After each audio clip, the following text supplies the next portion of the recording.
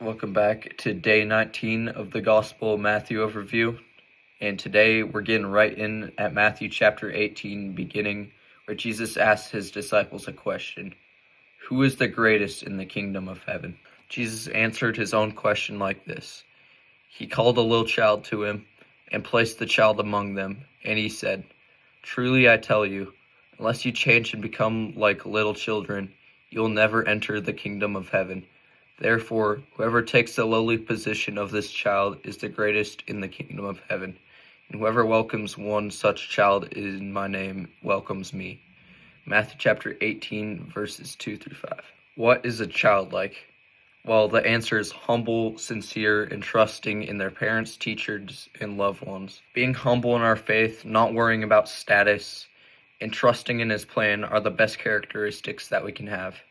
So when someone asks you the question, or how to be faithful, reply with, be like a child, humble and trusting in Jesus, not worrying about what others think about us. Next, Jesus in verse 7 talks about temptation, and he warns them about the sin and tells them that if one part of you sins, take it off and throw it out. Sin is a choice that we make through our minds. So Jesus is telling us here that we should take drastic measures to avoid sin. And when Jesus says this, he also means that we should cut ourselves off from sinful things, whether that's a friend group, a sinful idea, a sinful action that you regularly do, or whatever it is, anything that leads you away from God.